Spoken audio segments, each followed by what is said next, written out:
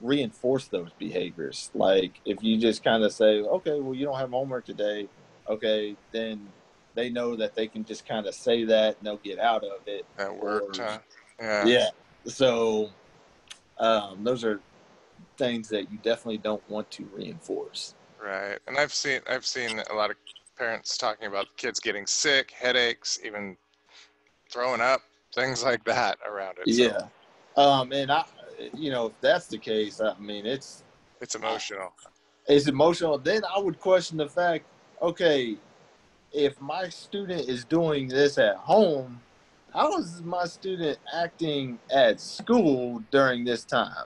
Right. Because, because that could be something that they've learned, if they are doing that type of behavior at the school and getting out of certain things, then they're learning that behavior where they can take that into the home life and say, well, I can cry and throw a fit and scream at school and then get out of certain things and do the same thing at the house.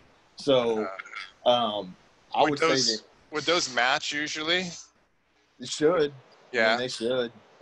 Because, that's some kids can go through different classes, have no problem. And then when they get to maybe a math or a reading class, it's the behavior problems occur. And most of it is escape type of behavior.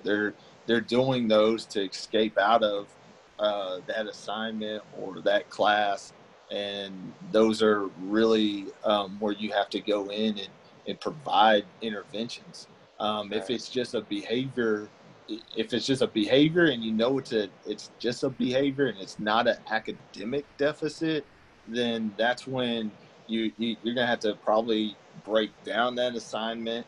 What we like to do is we call it we tend to do a reinforcement survey with the student, and try to figure out what are things that motivate them.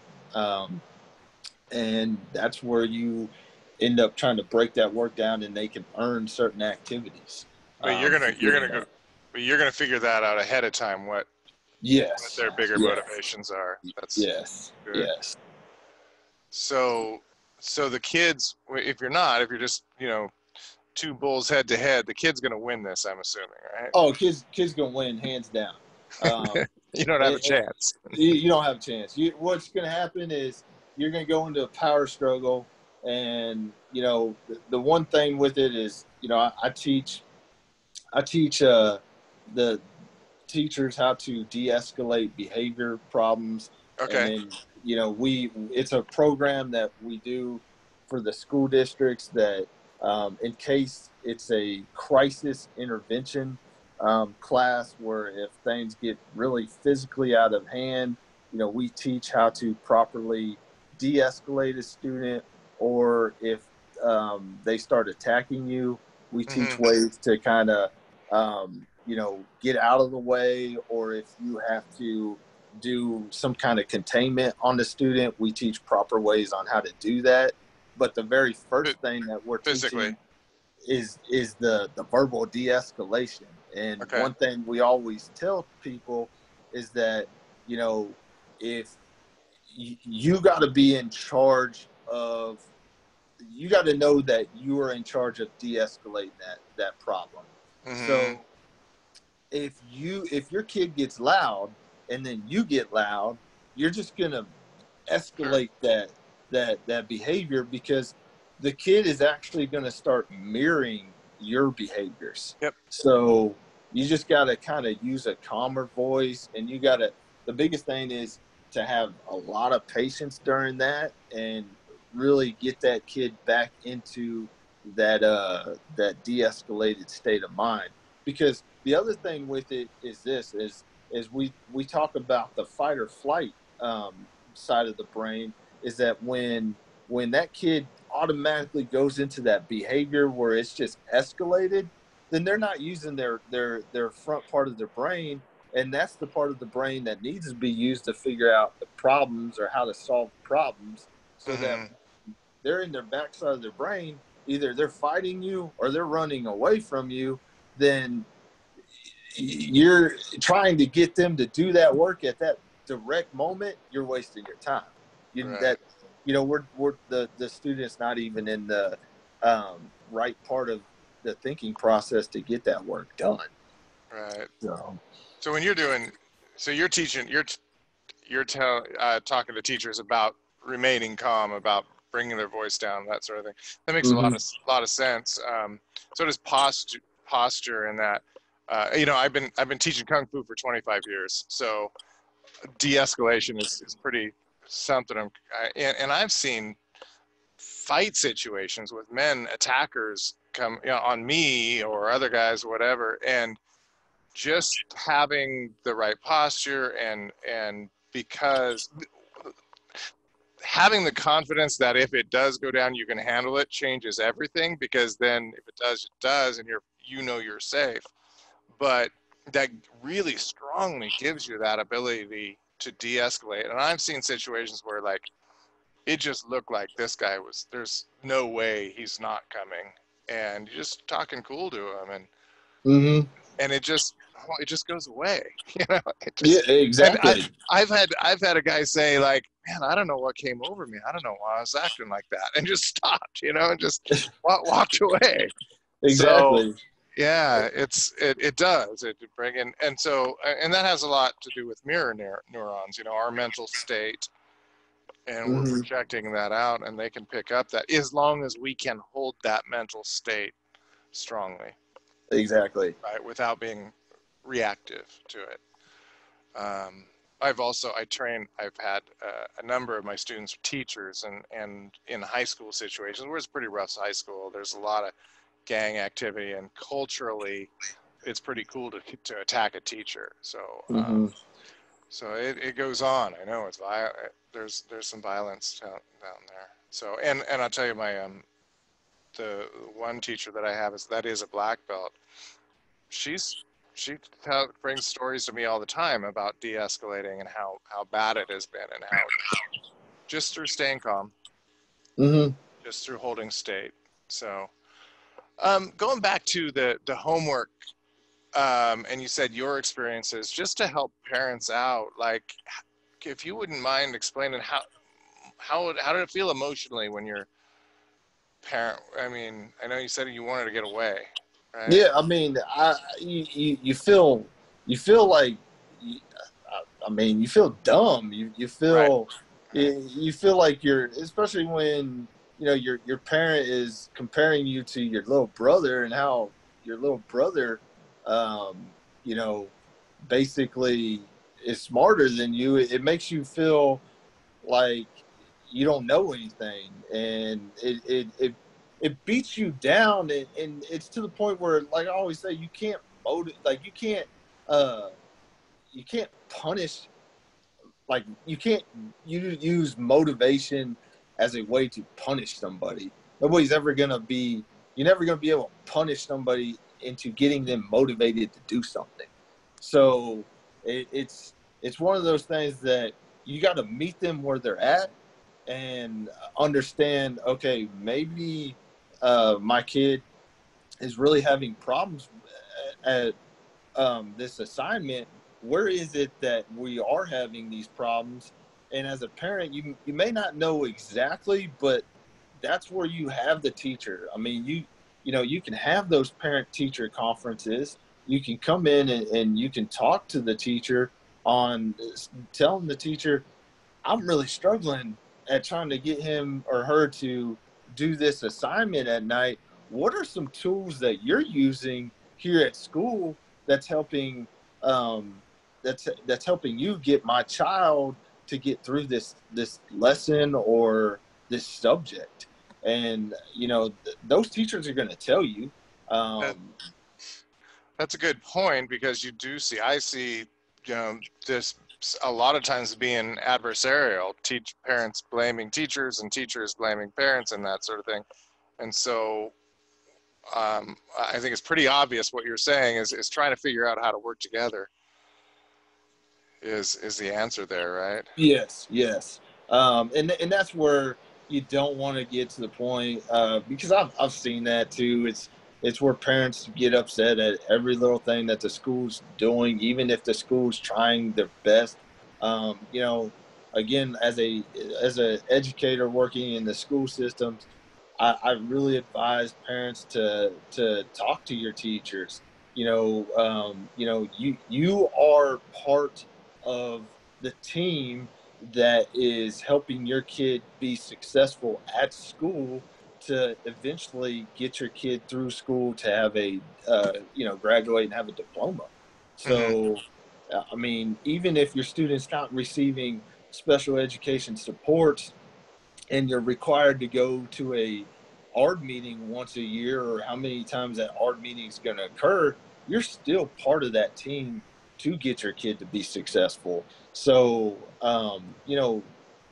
the biggest thing, and schools are always trying to do this, especially in some of the Title I low economic schools, is trying to get that parent involvement. That parent involvement within that school is very important because when parents don't show up to things, it tells the schools that, okay, what's really going on at the house. Yeah.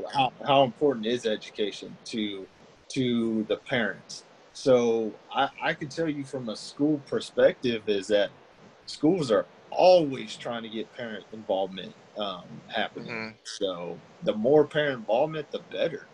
And so that, you know, there are things that you can work with at the home as well as school. So kids are getting that, like what I like to call is that 360 support, that it's happening at home and school. So Right. Yeah, parents typically have more influence over their children than anyone else in their child's world, right? So, exactly. right. So you mentioned about parents reinforcing bad behavior unintentionally. Um, Anything else inadvertently that parents maybe do that? Uh, the one biggest thing that I like to, come up. Well, I did mention this. Well, not on here, but I did write it. Was, don't use, maybe wait till your dad gets home or Okay. wait till your mom gets home, because and this is what we teach teachers, this is because usually what happens is a teacher will be like, oh well, I'm going to call the principal down here, and what you really are doing is you're giving that person the power. And so you're saying that there's this ultimate punisher that is more powerful than you, and you're actually giving away your power at that Okay. end. And Uh-huh. so as a parent, you should never like say wait till your dad gets home or wait till your mom gets home. I would say as a parent, you both need to be on that same page, and whatever consequence you're delivering should be equal from both parents. Mm-hmm. Like your kid shouldn't, and then on top of that is you're scaring your kid to say maybe your dad or your mom is more mean than you are, and it just doesn't make any sense. So um, I definitely never liked that as a way to threaten your kid. Even as teachers, we try not to do that. I mean, principals will tell them all the time, like, you are the person that is building that relationship with that kid during that time, and you are the most influenced person within that time of where that kid's learning that. So um I always look at, why do I need to call in a principal to Yeah. deal with these behavior issues? I would say as long as it's not a major safety issue, don't use those threats like trying to get somebody else to do that. Because after a while it's like, okay, well, if dad comes home or mom comes home and she doesn't do or he doesn't do anything to me, then that becomes a hollow threat, and it's not very effective at that time. So it, that's one big piece that I would highly recommend parents not use on your student. That's interesting. Yeah, I mean, that makes perfect sense. I'm thinking back to, um, it, I don't know if this is good or bad, but running a kung fu school for 20 years, I had a lot of the kids in my class during the day, and the teachers were my students as well, like I mentioned. And there were a lot of instances where teachers would have a problem in the classroom, and they'll say, "I'll tell Shenjifu." That's my title. That's what they call me. And man, those kids just snapped up. And I was never mean to them. I was never. They valued that relationship, and they really want to. So I don't know. Just thinking back that I don't know if that was probably not a good thing they were doing, but And then on top of that, what they learn is that, okay, well, when dad gets home or mom gets home, I'll act right, but when you're here, I can get away with things. You're a pushover. Yeah, exactly. So, that's one of the things that we always tell teachers: don't always threaten to call principal, because at the end of the day, principal is going to talk to them, and then they may learn different behaviors. Well, okay, the principal comes down here and talks to me, and we have a long chat, and basically he gives me a lollipop at the end of the chat, and then I go back into class. And so what ends up happening is the principal may end up establishing a better relationship with that student. Yeah. And then all of a sudden the student wants to go to the principal's office all the time. Right. So that's one big one that I would say parents should not get in the habit of actually doing. So I'd have a friend that was a school principal, just had an amazing relationship with the kids, but I can see how that interplay could be a problem. So we talked about the inadvertent problems that parents, what are the more positive things, like for getting homework done? I would definitely look at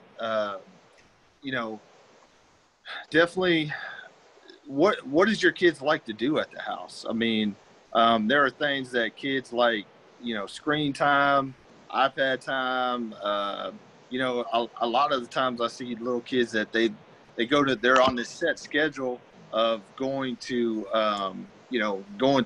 bed early, and they may want to earn some extra time to stay up. And it's just one of those things that, like what we do is we provide like a reinforcement survey. And so I would say, you are the expert of your kid. You know what your kid likes. So is there anything on that end that you can provide that may be more motivating for that student to get that work done? So figure out what the carrots are and use carrots. Exactly. And, the other thing with it is you may need to break down the work a little bit. You may need to, section it off and go from there, so that it might not be a paper that looks so long to the student. Okay, so, that's a good idea. And then there's some things that make it fun, make a game out of it. I think, my biggest thing is, I know with little kids, they like your attention. They like adult attention. And I think where some of us go wrong is that it's like, okay, get your homework done. And this kind of gives me some time to myself. So if you can do your homework, I get some time to myself. But what that kid ends up doing is he or she wants to be around you. So, I always look at it as a kid will always enjoy you sitting down and, interacting with them. So you can make it a fun game. If it's math, you can get shaving cream out, or you can draw numbers in the sand. There's all sorts of different things that you can do to make that homework fun. You just got to kind of be creative about it. And if you can bring out your creative side and look at that homework and try to make it a game, I think you're going to have your kids enjoy that homework time a lot more. And then on top of that is, look at homework time as interaction with your kid. building more of a relationship with your kid. Boy, that changes everything right there. Exactly. So it's like, don't always look at homework as a time of, well, it's a boring time, or it's just work for the kid. But, that's the time where, I would say, if yeah, they're doing homework, but that's also a time where you can probably build in more lessons of teaching your kid other things, and really building that relationship with your kid, and being positive during that time, so that your kid really feels comfortable talking to you, and when your kid has problems, where your kid feels comfortable coming to you with problems, because he or she knows at that time that you're helping them out with their problems, so that if there's something in the future, they know that, hey, mom or dad is the person that I could talk to about these issues. That's fantastic. Great. What do you think? How do you think expectations play a role? I know that there's been a lot of studies about like teachers' expectations of students, and you mentioned like some of the Title I, if they don't have parental involvement, is the fact that the teacher knows that going to cause more problems, or are they trained to not? What do you think, just in general, expectations? So we always teach teachers, especially in classroom management, that you need to have expectations. You need to teach your kids expectations.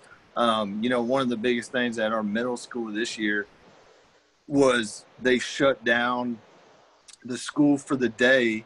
That they had 8 periods of classes that they went to, but they basically shut down the whole day, and had the teacher, their second period teacher, which they called homeroom teacher, go through all the school expectations. The teacher walked them through, the hallways, everything, just so that the kid knows what the expectations are of each area of the school. I think expectations are huge.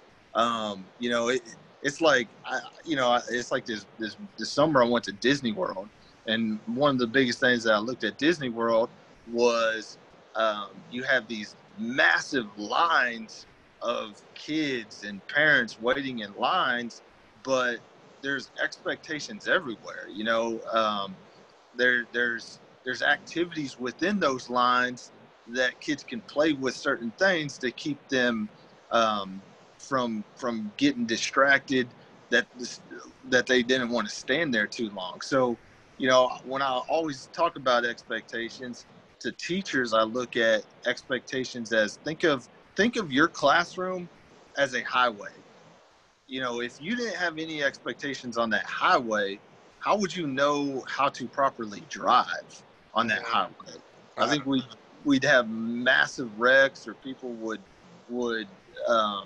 there'd be all sorts of problems. So always look at expectations as a way to structure your environment. So. Okay, by setting expectations. Mm-hmm. Yeah, and then what about the teacher's own expectations? If they think, oh, this kid is unintelligent or intelligent, I mean, are those things that they about their own? Yeah, the other thing with teachers is a lot of times it's like teachers will kind of complain, well, this kid's in the 6th grade, or this kid's in the 7th or 8th, or whatever grade they're in, that they should know these expectations. Yeah. The thing with it is that, and I always look at this as, they don't know your expectations. They don't know your expectations within your environment that you have created and set up for that student. So you have to teach those expectations. Don't assume that they know those expectations. Right. It's like if I went into the movie theater for the very first time ever, could I play with my phone during that theater time? There's expectations that come on that big screen let's say, no phones during this time. So Right. any environment that these students go into, whether that's a new environment or an old environment, you may have to reteach those expectations, or you need to teach the expectations within the environment that you set up for that student. Gotcha. So we've talked about, these avoidance strategies. So the opposite of that, teaching kids accountability. You got any strategies for them wanting to self? And that becomes a big struggle. I mean, you're not going to teach accountability overnight. It's not going to be done within a day or so. One of the biggest things that I'm trying to implement right now, especially in the middle schools, is teaching accountability, because they have a daily behavior report card, and it's kind of like a personal contract of what they need to take care of throughout the day. Mm-hmm. And so it's kind of like a schedule. You know how you and I will write down the schedule and say that, like 9 o'clock, I need to get this, or I need to get this done by this time, and stuff like that. Those are things that you have to teach that student, but you also have to reinforce that. If a kid doesn't find that schedule or whatever reinforcing, then they're just not going to do it. So when you're teaching accountability, you gotta provide some kind of reinforcements in there. If they need to get certain things done, set that schedule. And it's kind of like teaching them when we're doing our job. We get things done, and we get paid to do our job. So always look at it as even with parents, is start teaching those skills. Mm-hmm. Teach those skills at a young age. The other thing with it is like when a student can talk, or your kid can talk, when you go to a restaurant, let him or her be accountable enough to order off the menu and talk to the waitress or the waiter, so that they're actually starting to build those steps towards being accountable. So that, I think a lot of times us as adults, we get really impatient with kids, and we want things done faster, and we end up, taking over and maybe ordering things for them, or doing things for them that kid or your student already has the skill set to be able to do. And we're actually, in my opinion, robbing them from that accountability. That's kind of like doing their homework, right? They're allowing them to practice their skill set. Mm-hmm. Mm-hmm. The intent, right? Yeah. So learning versus training. Mm-hmm. Excellent. Good. And so basically, none of this is one and done, right? No. There, like we say in our office, there's no magical wand that is going to cure everything. So, it's one of those things that it's going to take time, and a lot of patience, and just know at the end that your kid will overcome these deficits, as long as you continue to teach those skills and be patient with your kid, and really work with your kid and build that relationship. It goes back to building relationships. Just because that's your kid doesn't mean that you already have that relationship built. Good point. Doesn't come naturally, huh? It just they come out of the womb, and you got exactly. No, right. So. Very cool. So what you just said there about if you keep at it, mm-hmm. if you keep, and you're a Texan, I know Texans are about hard work and all that. So no, that's good. This is good. I believe in it, but I know Texans, right? Yeah. I've been down there. So not to stereotype, but no, it's all good. it's yeah, but you said keep at it, right? And they'll get through it. They'll get through it. And your kid will appreciate in the end how much time and effort you put into it. You know, as you start giving up and quitting on your kid, all you're doing is modeling those type of behaviors. You know, it's and that's not what you want to do. You know, the biggest thing is you always want to go and teach your kids that, you know, you're going to run into problems in life, and that there is, for every problem you come across, there's a solution, and that solution's not always going to be an easy solution. That solution may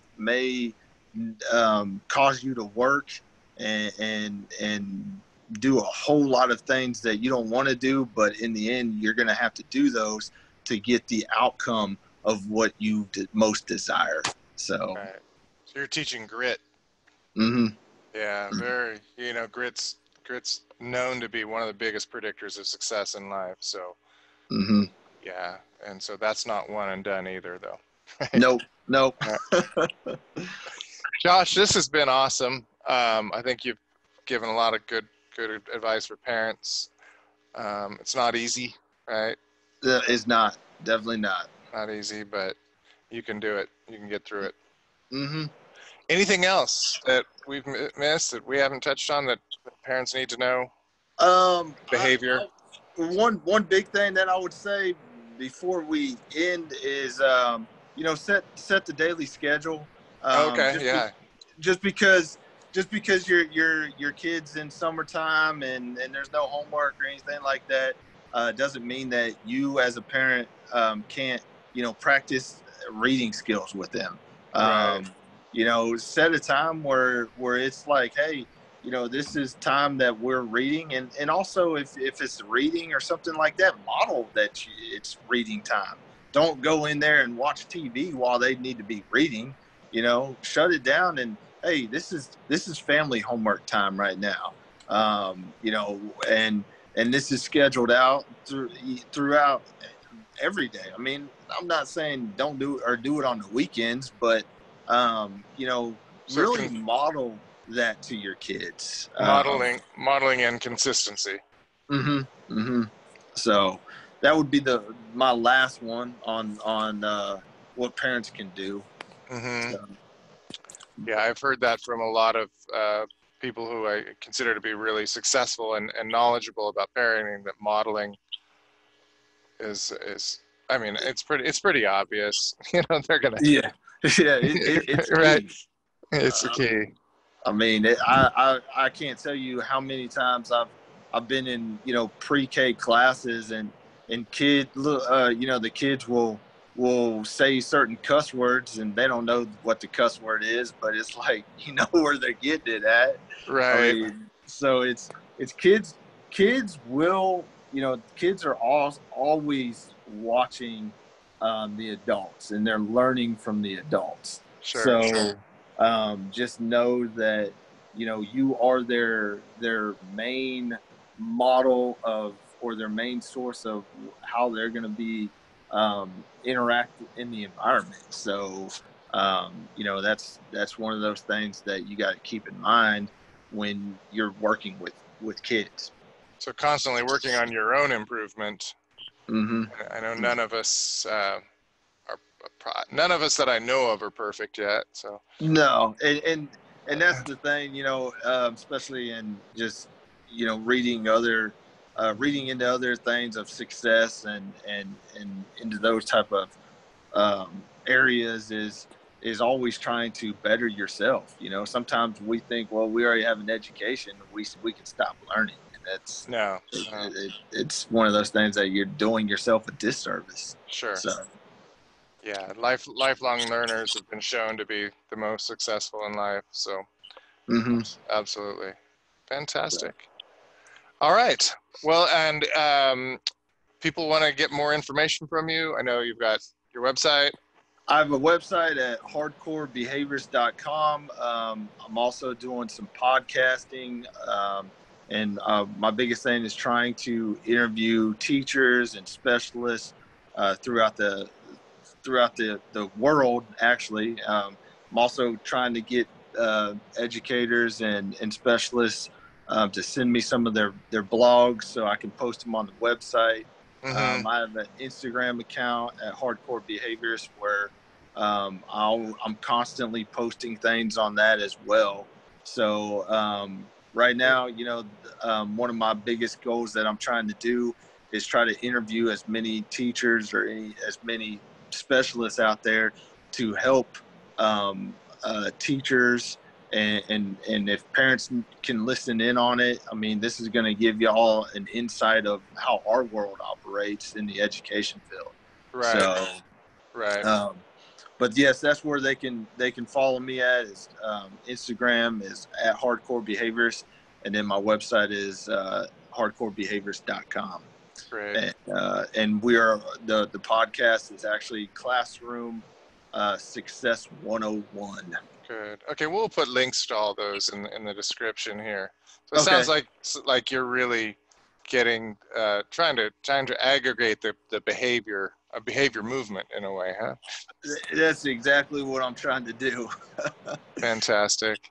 So. Well, I wish you a lot of success in that. It's you're doing good things in the world. That's fantastic.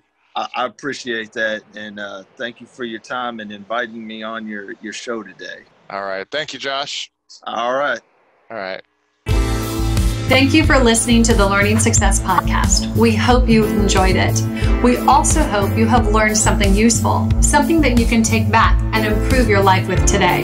If you would like to say thank you, the best way for you to do that is to share this podcast with a friend. Help us help others along this journey. And if you haven't already, please rate and comment on the podcast. Every rating helps us and helps this podcast get out to more people.